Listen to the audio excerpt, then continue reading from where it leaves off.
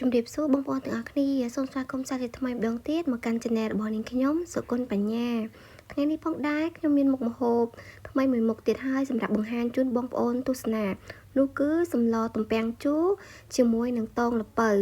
សម្លមួយមុខនេះដែរណាគឺថារសជាតិរបស់វាឆ្ងាញ់មែនតែនបើបងប្អូនធ្លាប់ញ៉ាំក៏ប្រកាសជាដឹងហើយប៉ុន្តែបងប្អូនមួយចំនួនតូចប្រហែលជាមិនដែលស្លសម្លមួយមុខនេះទេសម្លមួយមុខនេះគឺមានវិធីធ្វើដូចសម្លម្ជូរតកួនឬក៏ម្ជូរផលិតដែរគ្រាន់តែថាគេប្រើទំពាំងជូរហើយនឹងលាយជាមួយនឹងតងល្ពៅដូចនេះបងប្អូនចង់ដឹងពីវិធីធ្វើសូមកុំភ្លេចតាមដាននៅវីដេអូមួយនេះណាថ្ងៃនេះផងដែរខ្ញុំបានទិញត្រីកញ្ចុះហើយនឹងលាយត្រីរៀល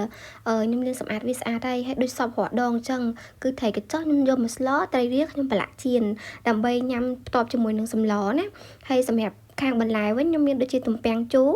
នេះទំពាំងជូរហ្នឹងណាហើយខ្ញុំមានតងល្ពៅផ្លែក្រសាំងប្រហុកហើយនឹងទឹកត្រីហើយយើងក៏មានគ្រឿងទេសបន្ថែមទៀតដូចជាស្ករអំបិលប៊ីចេងផងដែរនេះបងប្អូនគឺត្រីកញ្ចុះខ្ញុំយកតែត្រីមានពងណាល្អមែនតើបងប្អូនអើយបើបានស្លនិយាយពីថាជាតិហ្មងអញ្ចឹងគេដំបងខ្ញុំត្រូវដាំទឹកឲ្យពុះសិនបន្ទាប់មកខ្ញុំដាក់ប្រហុកចូលប្រហុករបស់ខ្ញុំមិនចាំបាច់ចិញ្ច្រុំទេព្រោះដោយសារខ្ញុំប្រើប្រហុកសាច់ណាបងប្អូនគ្រាន់តែកូរវាឲ្យលាយចូលក្នុងទឹកទៅបានហើយបន្ទាប់មកទៀតខ្ញុំដាក់ត្រីរបស់ខ្ញុំចូលសម្រាប់សម្លមួយមុខនេះដែរបងប្អូនចង់ប្រើត្រីអីក៏បានដែរក្បាលត្រីរស់ត្រីឌៀបត្រីចង្វាមូលឬក៏ត្រីពោក៏បានដែរគឺមានរសជាតិឆ្ងាញ់ដូចគ្នាប៉ុន្តែសម្រាប់ខាងខ្ញុំគឺខ្ញុំចូលចិត្តស្លត្រីកញ្ចុះណាហើយបន្ទាប់មកទៀតខ្ញុំក៏បានដាក់អំបិលមួយចុងស្លាបព្រាដែរដើម្បីរក្សាសាច់ត្រីឲ្យមានរសជាតិផ្អែមហើយបន្ទាប់មកទៀតខ្ញុំចាប់ផ្ដើមឆ្កៀគ្រាប់កាសាំងគ្រាប់កាសាំងហ្នឹងយើងឆ្កៀអញ្ចឹងមកណាបងប្អូនកាសាំងណាស្លបានច្រើនមុខមែនតែនហើយសម្លមួយមុខនេះផងដែរណាបើបងប្អូនព្រមជូរស្លឹកអំពិលឬក៏សាដានអត់សូវត្រូវរសជាតិគ្នាទេបងប្អូនប្រើបានតែកាសាំងឬក៏ប្រើអំពិលទុំតែម្ដងបានត្រូវរសជាតិជាមួយនឹងសម្លទំពាំងជូរមួយមុខនេះហើយសម្រាប់ទំពាំងជូរផងដែរដូចជាខែទំពាំងអញ្ចឹងនៅតាមផ្សារសបោលក់អញ្ចឹងណាបងប្អូនអាចទិញទុកឲ្យដាក់ក្នុងកឡទុកក្នុងទូទឹកកកបានពេលយើងត្រូវការស្លយើងយកមកស្លទៅព្រោះអាហ្នឹងទុកបានយូរណាបងប្អូនហើយបើអត់ដល់ខែវាក៏កម្រនឹងមានលក់ដែរហើយនេះទំពាំងជូររបស់ខ្ញុំដាក់ចូលទៅក្នុងទឹកសម្លរបស់ខ្ញុំណាទំពាំងជូរហ្នឹងខ្ញុំដាក់រៀងច្រើនតិចចាយព្រោះស្លមួយមុខហ្នឹងគឺឆ្ងាញ់នៅត្រង់ទំពាំងជូរនឹងឯងហើយបន្ទាប់មកខ្ញុំដាក់ប៊ីចេងមួយស្លាបព្រាកាហ្វេហើយទឹកត្រីមួយស្លាបព្រាបាយហើយបន្ទាប់មកទៀតខ្ញុំកូរវាការកូររបស់ខ្ញុំមិនមែនកូរខ្លាំងទេបើកាលណាកូរខ្លាំងទៅបណ្ដាលឲ្យបែកសាច់ត្រីអញ្ចឹងគ្រាន់តែកូរតិចតិចដើម្បីឲ្យគ្រឿង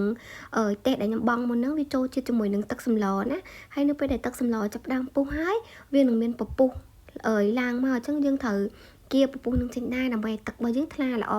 ហើយដល់បន្ទាប់មកទៀតខ្ញុំបានភ្លក់ទៅដូចរៀងស្ទើរផ្អែមអញ្ចឹងខ្ញុំក៏បន្ថែមស្ករសមួយចុងស្លាបព្រាទៀតហើយភ្លក់មើលថារសជាតិវាមិនដែរអញ្ចឹងណាហើយ